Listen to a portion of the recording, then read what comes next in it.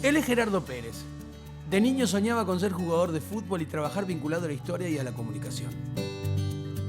De más grande, el futbolista quedó en el banco y Gerardo saltó a la cancha de la Facultad de Comunicación y al profesorado de Historia en el Instituto de Profesores Artigas. Gabriel Chirichi pudo ser un gran actor. Pero usted me mata el punto, compañero. Pero las charlas con su abuelo, los libros de historia y la influencia de su familia docente lo pusieron en el IPA a mediados de los 90. Y yo soy Yamandú Cardoso. Entre la niñez y la adolescencia dije un montón de veces que de grande sería camionero o profesor de historia o las dos cosas. Pero me volví murguista con Agarrate Catalina. ¡Se soltaron los relojes! Y recorrí mi país y el mundo trepado a sus alas.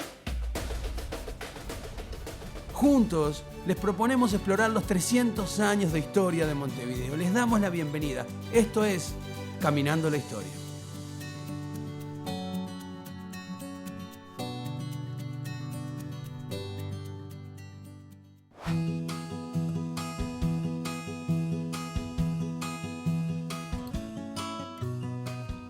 En Montevideo comienzan por fin a soplar los vientos democráticos. El cambio de siglo traerá de la mano una crisis profunda, sí, pero también nuevas miradas que revalorizan nuestro patrimonio capitalino. Los proyectos de descentralización y participación se apoderan de los nuevos municipios en los que se divide la ciudad.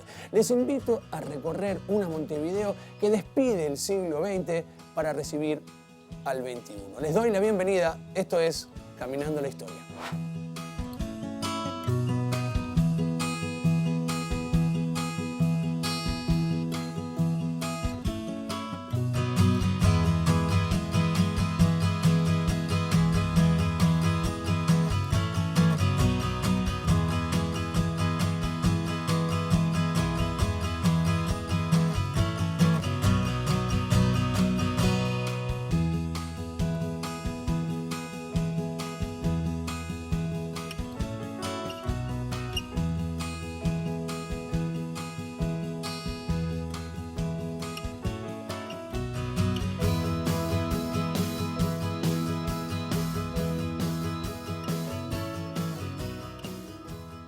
El último camino de la Montevideo en sus 300 años nos ubican los 40 años que van desde 1985 a nuestra actualidad, que son los años de mayor convivencia democrática registrados en la historia.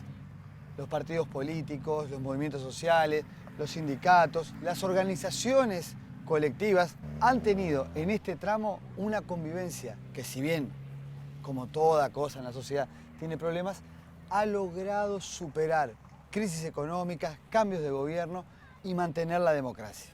Una Montevideo que estaba acostumbrada hasta la década del 90, 1990 particularmente, a ser gobernada por los partidos tradicionales y que a partir de ese momento se acostumbra a ser gobernada por la izquierda. Y a partir de ahí otras sensibilidades también recorren lo que tiene que ver con la urbanización, la conexión con la periferia y el vínculo entre los vecinos. Una Montevideo de fines del siglo XX y principios del siglo XXI bien diversa.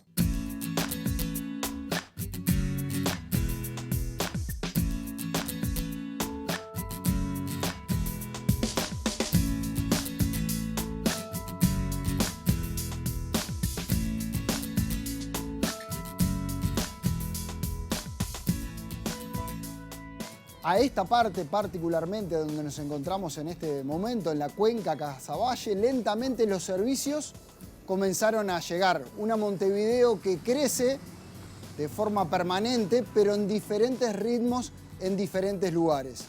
Una Montevideo urbana consolidada y una Montevideo periférica que intenta lentamente conectarse al resto. Pero hay un punto que es interesante observar y es que en esta época terminó casi que por disminuir a la mitad la población rural del país. Y otras partes de Montevideo, nuevos barrios, lo que conocemos como las periferias, empezaron también a incorporar a través de cooperativas de vivienda, proyectos, algunos a veces apurados, otros que trataban de solucionar un déficit que todavía es importante en la ciudad. Bueno, tuvieron en este tramo una nueva conexión y ni que hablar que a mediados de nuestro periodo tuvimos una obra muy importante como fue la conexión de todo el saneamiento en una obra de gran envergadura a escala nacional y también de inversión, porque podemos decir que buena parte de estos nuevos barrios también empezaron a tener algunos beneficios en su salubridad.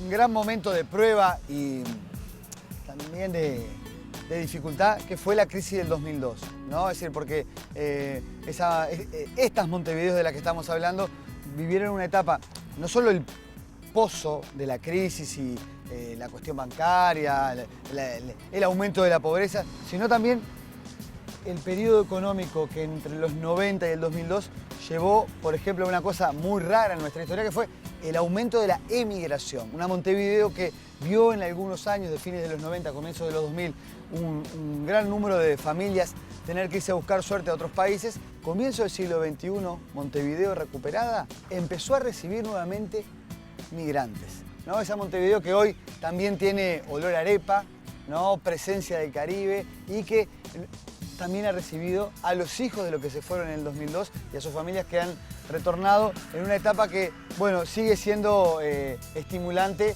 y desafiante.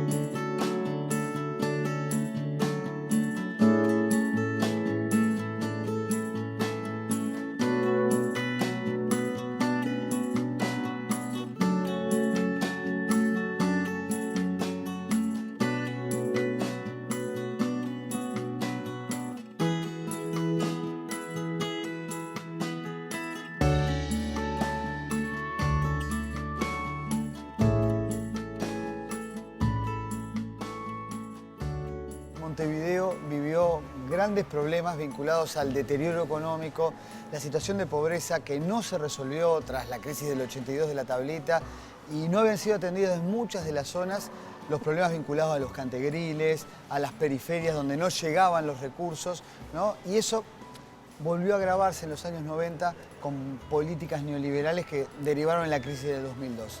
Sin embargo, en esa misma situación, los barrios, las organizaciones sociales, las colectividades a veces religiosas, los clubes de barrio y también de a poco la Intendencia con sus políticas de descentralización comenzaron a desarrollar nuevas formas de solidaridad que dieron lugar a revertir eso.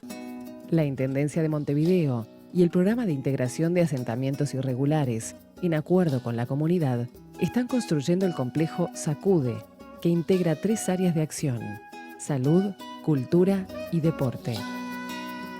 Está ubicado en el municipio de Casaballe, barrio municipal. En 2006, el proyecto Sacude fue aprobado por más del 80% de los 3 asentamientos destinatarios de la regularización: Barrios Unidos, 3 de agosto y Curitiba. Desde el comienzo, se ha apostado a fortalecer procesos interactivos que incluyen la participación comunitaria, la promoción de salud, la prevención de enfermedades y la acción integral, así como también el desarrollo cultural, la actividad físico-recreativa y la inclusión social. Complejo Municipal Sacude. Salud, cultura y deporte, reunidos en un espacio de interacción múltiple entre los vecinos, que además vincula diferentes formas de ocupar el territorio. En esta, la cuenca de Casaballe, donde nos encontramos, hay 3 formas diferentes de ocupar el territorio. Una de ellas son los barrios tradicionales del principio del siglo XX, la década del 40. Después tenemos complejos habitacionales y después tenemos los recordados cantegriles que después se le pasó a denominar asentamientos. Entre la interacción de uno de los complejos habitacionales, el barrio municipal, y 3 asentamientos, y la colaboración y apoyo fundamental de la Intendencia de Montevideo y del Ministerio de Vivienda, surge en el 2010 esta realidad, el Sacude, que es orgullo y genera vínculos de identidad y ciudadanía a la barriada.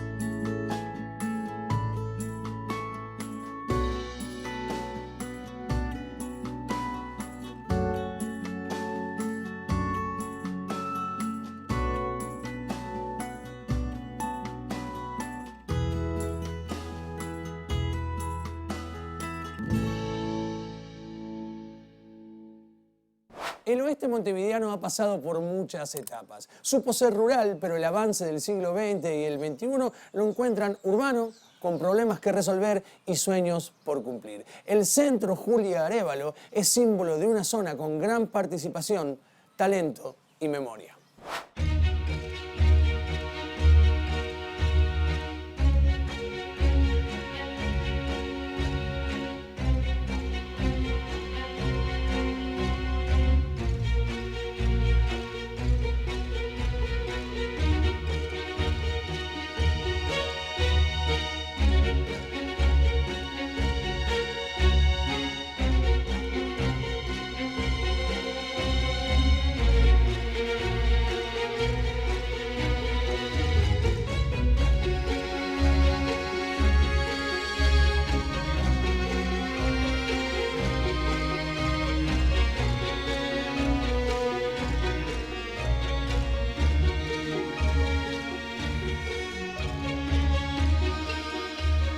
Muchas veces en Caminando la Historia hablamos de Montevideo como una ciudad, región, que hasta en sus orígenes fue una agrociudad y que tiene infinidad de barriadas, pero también tiene una zona rural muy importante. Estamos en el Paso de la Arena, en el centro Julia Arévalo, que además une tiempos y relatos, porque lleva el nombre de una de las figuras más importantes de las mujeres montevideanas, de tantas áreas, pero Julia Arévalo, por ejemplo, fue la primer legisladora de Sudamérica. Ella, nacida en el interior, militante social, sindical, luego del Partido Comunista, participó en la Guerra Civil Española, tuvo influencia muy destacada hasta 1980. Y bueno, aquí en Paso de la Arena, en una zona vinculada con la producción agrícola, con la papa, con el cultivo de flores, que conecta también la zona del río Santa Lucía con la Montevideo más urbana. Bueno, hay un centro cultural propio del siglo XXI que tiene que ver también con la tradición de los vecinos y la zona. Este centro cultural nace a partir de que los vecinos tenían la necesidad de contar con un espacio en donde se pudieran vincular culturalmente.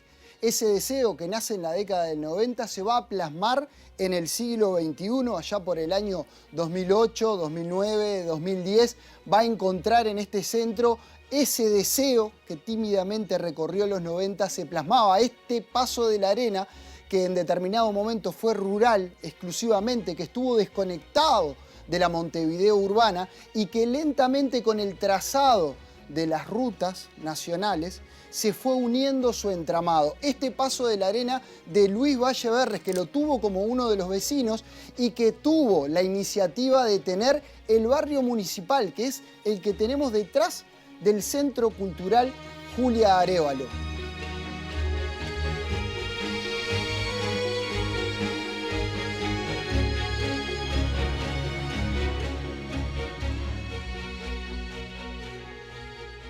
Un aspecto clave de la Montevideo del siglo XXI tiene que ver con el proceso, por un lado, comunitario de diferentes barriadas, vecinos, de reunirse y empezar a desarrollar nuevos proyectos que relancen, revitalicen distintas zonas, pero también con la descentralización administrativa que incluso ha dado lugar a lo que hoy conocemos como los diferentes municipios. en ese tránsito institucional y también social fue que, por ejemplo, los vecinos de esta zona desarrollaron la creación del centro cultural.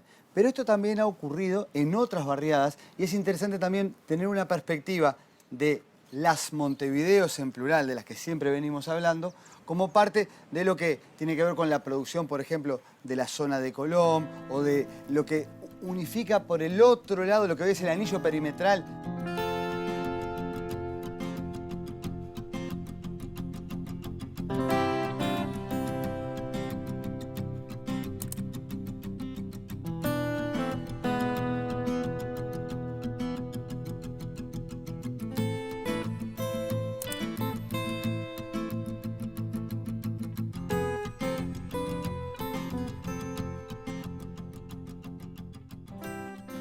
Con esta participación de los vecinos, tenemos que destacar a uno en particular, Rómulo Guerrini, con su libro El Oeste Montevideano. Eso también es una muestra de la participación y de una zona muy activa de los vecinos vinculándose y apropiándose de su historia.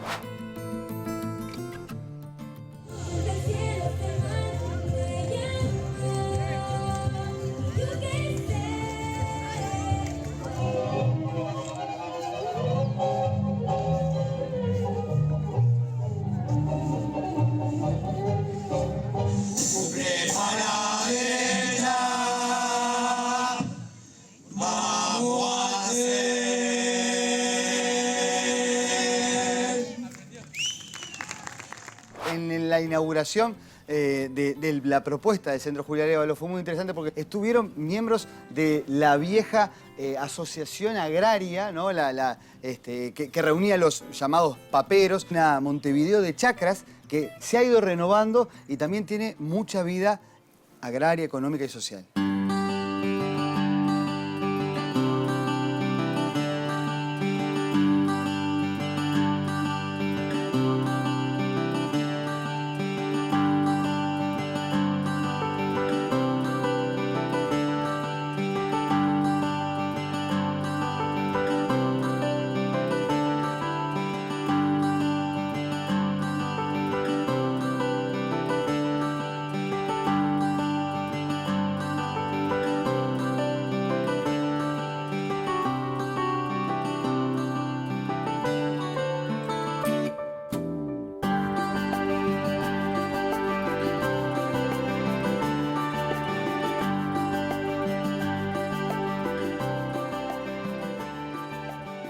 Montevideo puede ser una ciudad distinta que significa cosas diferentes para cada persona que la habita.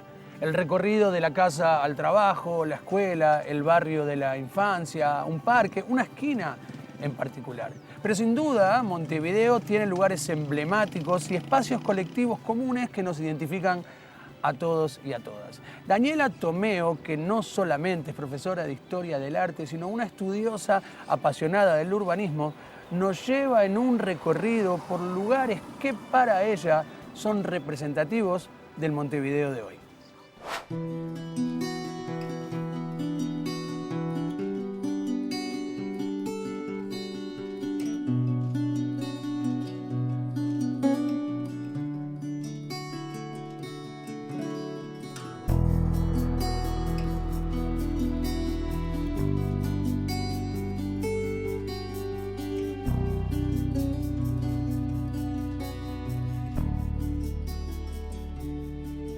Tres Cruces es un espacio maravilloso porque todo está ahí. Está Rivera, está Lord Ponsonby, está el Papa, está la Cruz, están los constituyentes, está Encina, ¿no? Está la Loba Capitolina. Como está el Hospital Italiano también tiene la colectividad italiana puso arbustos que recuerdan distintos personajes importantes. Hay un monumento que es uno de los últimos que se inauguró a los detenidos desaparecidos, ¿no? Hay una obra, hay esculturas, más con una concepción de escultura más moderna, ¿no? Que no necesariamente recuerda algo. Hay una que refiere a los perros cimarrones, es decir, todo está en Tres Cruces. La persona que sale de esa terminal y dice, bueno, voy a conocer la historia del Uruguay a través de sus monumentos, bueno, y está la bandera, ¿no? La bandera esa monumental que puso la dictadura. Es decir, como el símbolo de, en esa preocupación, ¿no?, por construir símbolos patrios que de alguna manera se pretende que nos identifiquen a todos, ¿no?, que nos puede identificar a todos los uruguayos. Bueno, está la bandera, ¿no?, está el obelisco y después todas esas otras maravillosas presencias.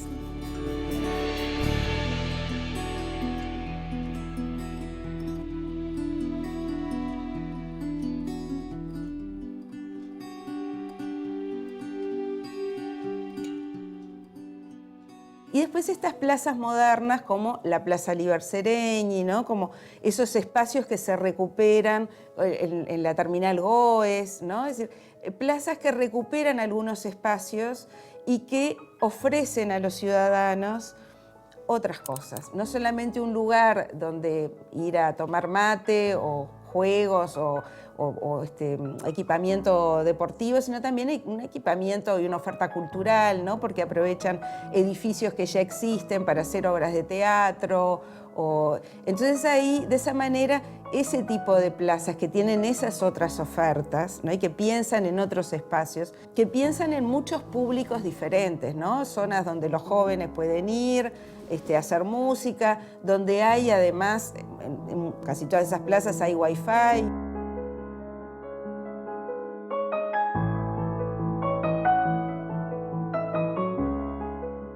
Porque el problema de la ciudad son los ciudadanos, es la gente, cómo usa la gente la ciudad, qué cosas necesita, ¿no? Tú ahora transitas por la ciudad y bueno, y precisás otras cosas que de repente en 1900 no precisabas porque te movías de otra manera, porque los usuarios eran distintos, ¿no? Ahora las mujeres transitan los espacios públicos. En 1900 no los transitaban, o los transitaban de manera muy limitada, ¿no?, y siempre con alguien, ¿no? En cambio, en el siglo XXI, bueno, eso no es así.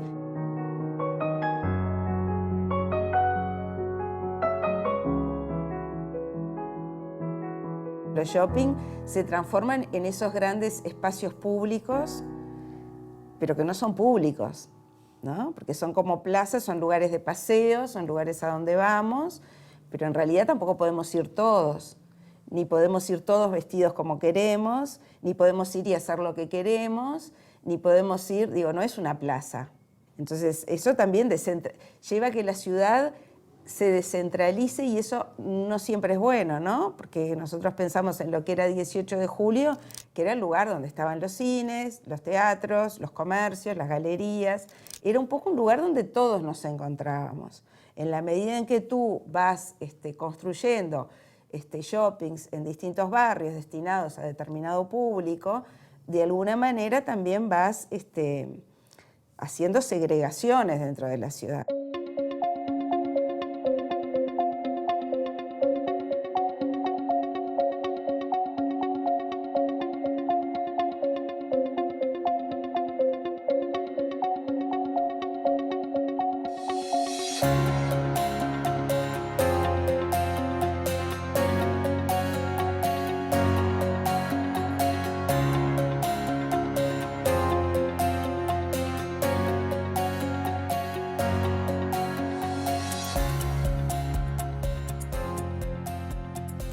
Una vez charlando con mi abuelo, me contó que él jugaba al fútbol en el campito del Chivero. Obviamente yo no tenía ni idea de qué se trataba eso que me estaba contando. Y medio que se me enojó. Me dijo, ¿pero cómo me trataba usted? ¿Cómo usted no va a conocer el campito del Chivero si lo conocía todo el mundo? El campito del Chivero quedaba ahí donde ahora hicieron el Estadio Centenario. Y entonces yo ahí me di cuenta de que mi abuelo conocía el lugar del estadio pre-Estadio Centenario. Y cada vez que estoy en este lugar, que es tan emblemático hoy para nuestra cultura, no dejo de pensar que soy un poco mi abuelo, porque conozco este lugar de cuando era el cilindro y no el Antel Arena que hicieron ahora.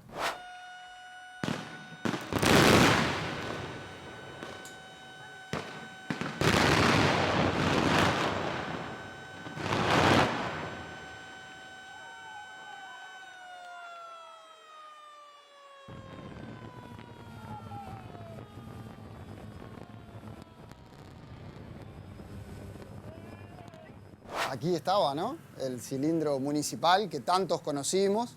Y de alguna forma eso también habla de los cambios y las permanencias que tantas veces mencionamos en la historia y a lo largo del ciclo. Y la virtud que tenemos algunos de haber visto cambiar la ciudad.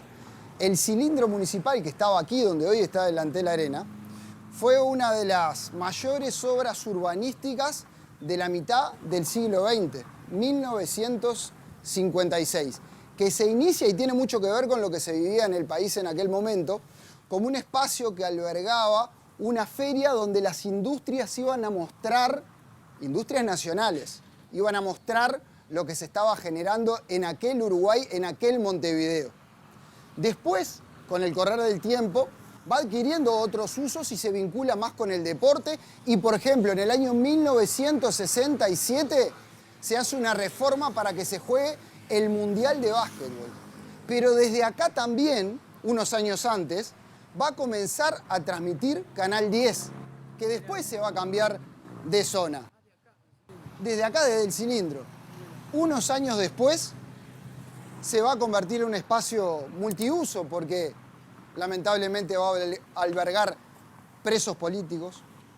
Va a ser espacio en donde también guardan urnas en jornadas de elección, lugar donde se resguarda gente en algunas inundaciones, hasta que finalmente en el siglo XXI, luego de un incendio, se demuele y se construye el Ante la Arena.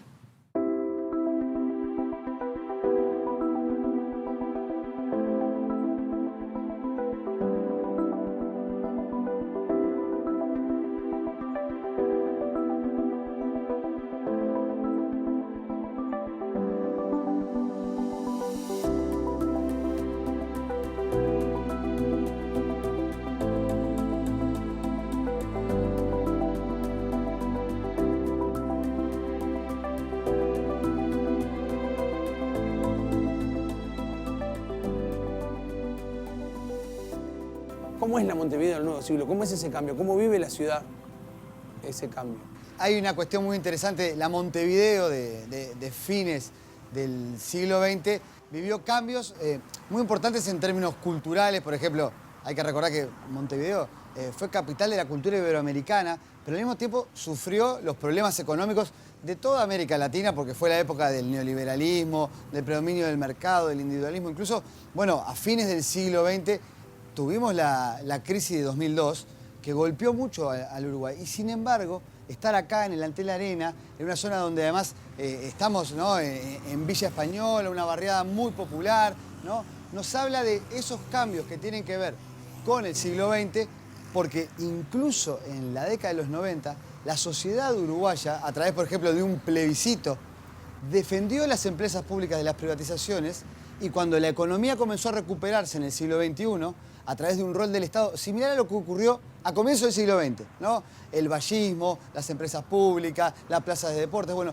el Estado que había conservado para todos la empresa de telecomunicaciones comenzó a desarrollar el Plan Ceibal, nuevas políticas sociales. Estamos hablando también de la Montevideo y del Uruguay, de la nueva agenda de derechos, de la participación de las mujeres, quizá la Montevideo del siglo XXI como principal acto público ha tenido los 8 de marzo. Y el Ante la Arena parece una síntesis muy interesante porque acá, con tecnología del siglo XXI, con un centro de deportes actualizado en donde se conecta con la NBA, por ejemplo, y hay transmisiones que son increíbles, se compite en todos los barrios la NBA Junior, ¿no? Entonces tenés esa combinación de políticas públicas, desarrollo, recuperación económica, nueva agenda de derechos, una Montevideo que en los barrios, pensemos que también Villa Española ha tenido una historia muy interesante de club de barrio vinculado a la defensa de los derechos humanos y a las marchas del 20 de mayo. Y bueno, en esta zona también los clubes de barrio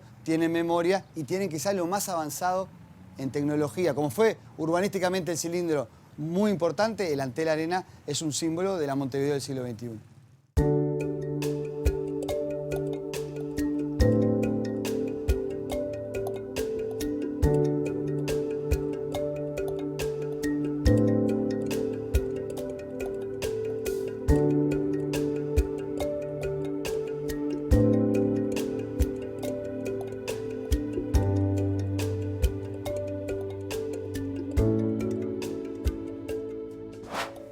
caminado Montevideo buscando diversidad y para eso es fundamental atender la historia de las mujeres de nuestra ciudad. Paisanas, chinas, lavanderas, revolucionarias, doctoras, maestras, feministas, desde Paulina Luisi o Julia Arévalo hasta las marchas del 8M, Montevideo ha cambiado bajo la influencia de los feminismos. Inés Cuadro, doctora en historia, que ha enriquecido este ciclo con sus investigaciones, nos cuenta cuáles son los cambios en la movilización de las mujeres de la Montevideo del siglo XXI. Yo creo que el siglo XXI lo que marca justamente es este resurgir de lo que sería a veces, como se habla, como la cuarta ola, de un movimiento masivo, ¿no? Que es algo que no hubo en el siglo XX, ¿no? Un movimiento masivo y sobre todo un movimiento muy joven, ¿no? Y eso también me parece importante. Y un movimiento que atraviesa mucho o trasciende, si se quiere, la vía partidaria, la política partidaria. Hay muchas jóvenes que se definen como feministas y no tienen muy claro a qué partido o en cuál militan, ¿no? Es decir, militan como feministas. Y eso me parece que es algo que hace muy bien a la democracia, porque de alguna manera genera otros actores en juego y otras formas de hacer política que trasciendan a una vida política muy marcada por los partidos, o por lo menos eso es lo que uno puede hacer en una lectura más del siglo XX.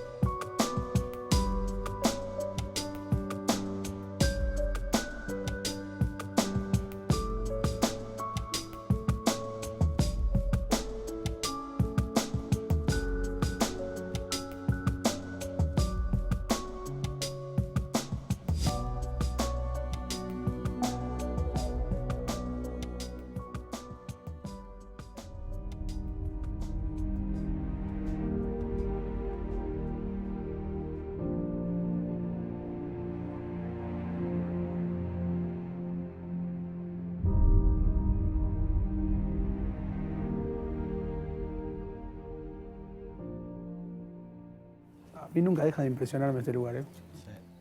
Tiene algo, bueno, muy conmovedor también. Tiene mucho de esta Montevideo que a fines del siglo pasado empezó a recuperar la memoria, porque es interesante, ¿no? Están acá todos los nombres, bueno, de las personas desaparecidas, pero después del plebiscito, del referéndum del 89, costó mucho, ¿no? Como se aprobó la ley de caducidad, que los organismos de derechos humanos, los familiares, pudieran hacer escuchar su voz. Y bueno, justo a 20 años del asesinato de Michelini, Gutiérrez Ruiz, Barredo, o de la desaparición de Manuel Liberov, que está acá, ¿no? Acá está Manuel Liberov. Se hizo la primera marcha del silencio, 20 de mayo, ¿no? Y bueno, los historiadores y los colectivos hablan de la recuperación de la memoria. Y en ese contexto fue que en la Intendencia de Arana se aprobó la erección de un memorial. Además tiene una cosa muy linda esto que está en el cerro y como que la comunidad, la sociedad lo ha cuidado, ¿no? Es como memoria con respeto. De alguna forma, estos mensajes tan fuertes para la sociedad hacen carne en la población del Cerro, del oeste en general, que de alguna forma cuida y protege este espacio de la memoria, ¿no?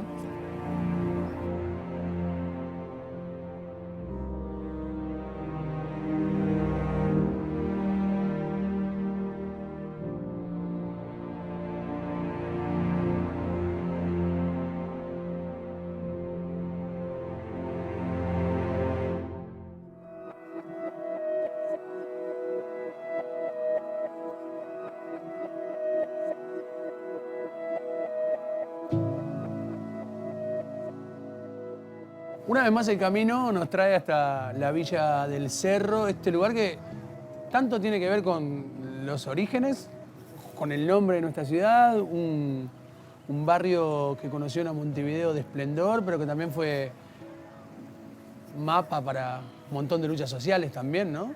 En el capítulo de la Montevideo de Cambio de Siglo también estamos en la nueva Rambla del Cerro. Y un cerro que también, porque en capítulos anteriores vimos la expansión de la Rambla, también se merecía su Rambla, ¿no? Como lugar de disfrute y democracia. Entonces, bueno, en este capítulo poder resumir acá también hace a nuestra recorrida.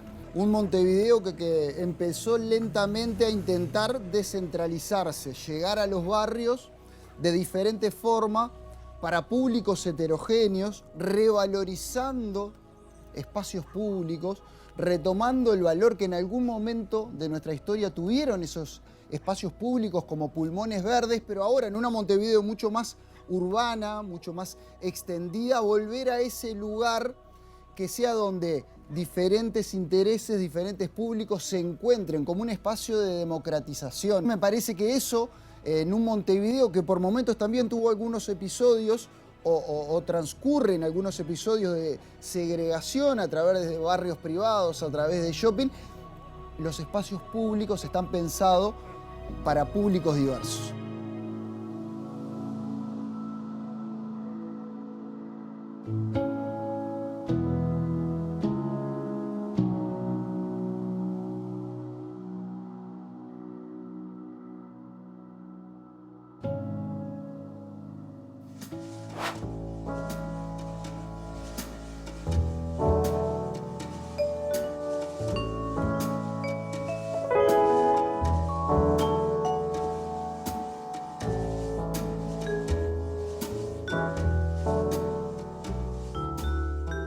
Bueno, llegamos al final de este recorrido por la historia de nuestra Montevideo, profes. Sí, bueno, con alegría y con un poco de pena por terminar en este recorrido en donde tenemos un paisaje que de alguna forma nos muestra esta variedad cromática de colores de esta Montevideo que arranca con este gris urbano y que va cediendo lugar a una Montevideo más verde, y de alguna forma esta variedad de colores también por ahí puede ser un reflejo de lo que intentamos hacer a lo largo del ciclo, que es mostrar la historia o contarla a través de diferentes colores, diferentes miradas, diferentes perspectivas.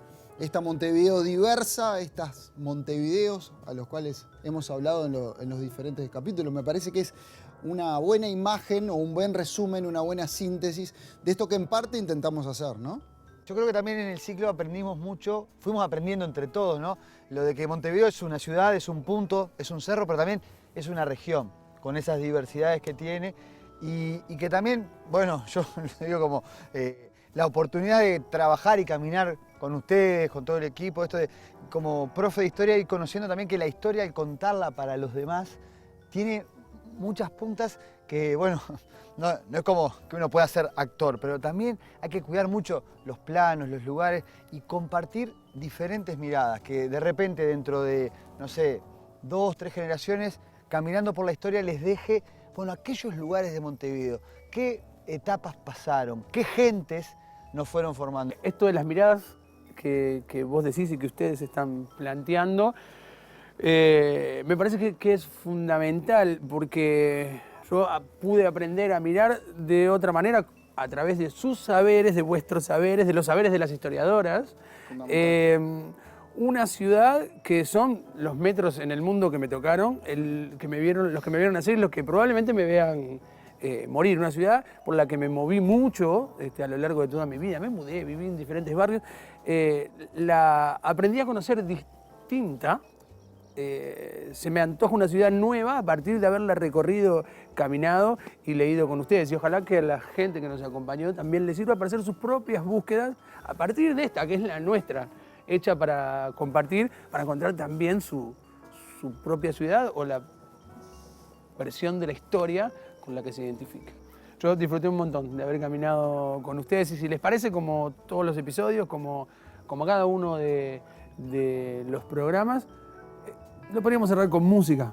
Claro, y hay una hermosa canción a Montevideo que se llama así, que además entre las tantas que hay, es la única que es su himno oficial. Es una hermosísima canción de Mauricio Ubal y me parece que recoge eso, la pluralidad sonora, poética, Sí, que se visual. hizo cuando fue Montevideo capital cultural. Exactamente. En este periodo que estamos Exactamente. cerrando, ¿no? Y me parece que es una hermosísima canción como para que cerremos este ciclo. ¿Les parece? Un placer. Vamos arriba. Un gustazo, compas.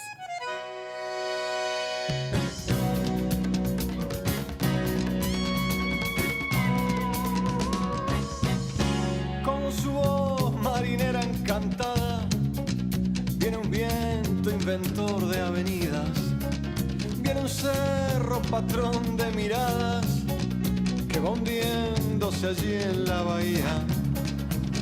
Vienen sueños, vienen pueblos, con su voz de boliches y grillos, vienen soles de ropa tendida, ciudadelas de muros heridos, preguntando qué fue de la vida. Vienen cielos, vienen fuegos, viene a amar, viene a amar, viene a amar este Montevideo. Viene a amar, viene a amar, viene a amar a este Montevideo. Vienen los sombreros llenos de tranvías, vienen los tambores llenos de glicina, vienen las sirenas, la radio prendida. En medio del temporal viene un tango en un estuche de Malbón a llorar porque ha perdido una ciudad. viene a amar, viene a amar, viene a amar a este Montevideo. Viene a amar, viene a amar, viene a amar a este Montevideo.